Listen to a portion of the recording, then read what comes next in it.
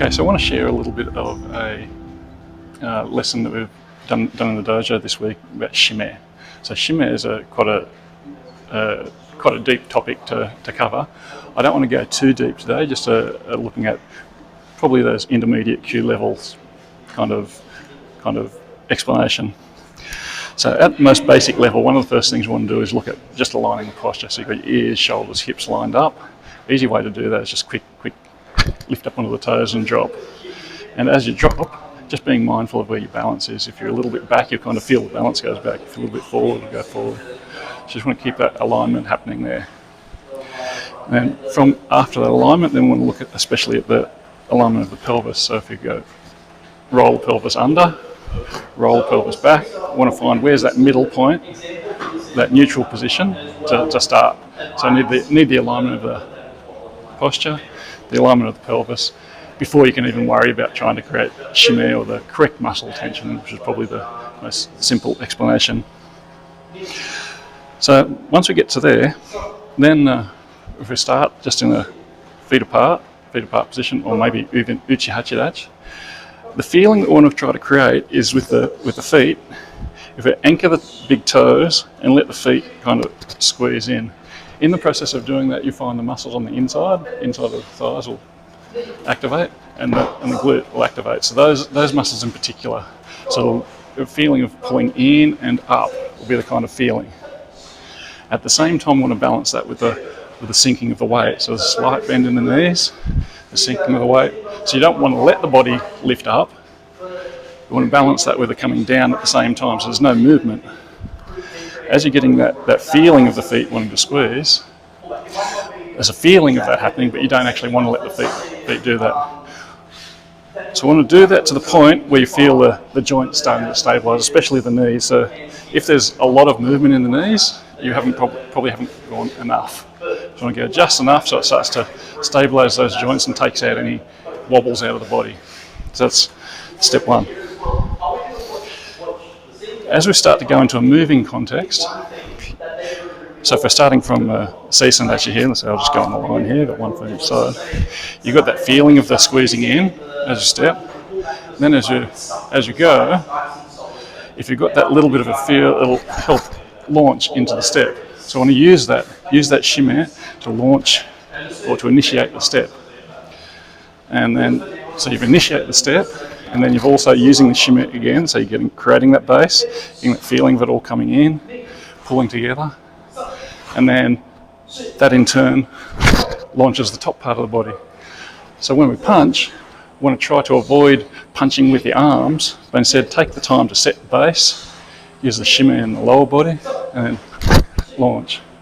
So a good way to practice this is to, if you're breaking it right down, is to use the shime first, step, shime again, and then deliver the technique. Or in the case of let's say we're doing a Kihon Dosuni, you're using the shime, and step back and prepare. So the step back and prepare will happen at the same time.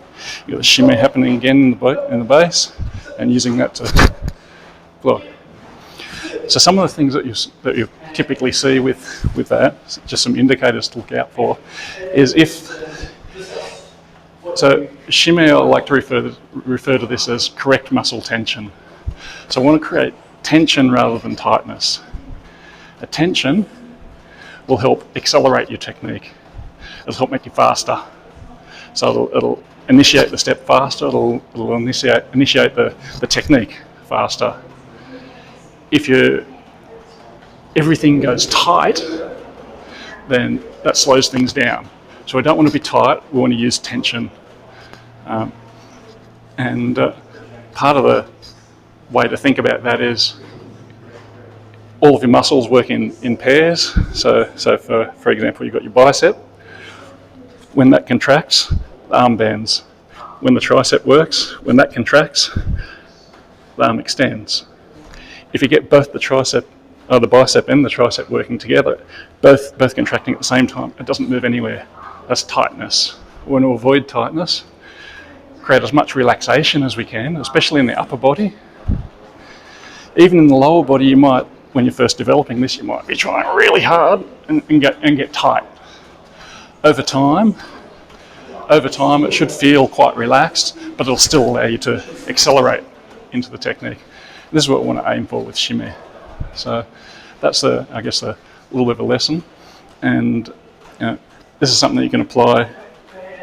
The advice that I gave to quite a few of our students this week was, when you're really consciously developing this, you might want to go slower. So really take your time to shimmy, step, shimmy again, then deliver the technique.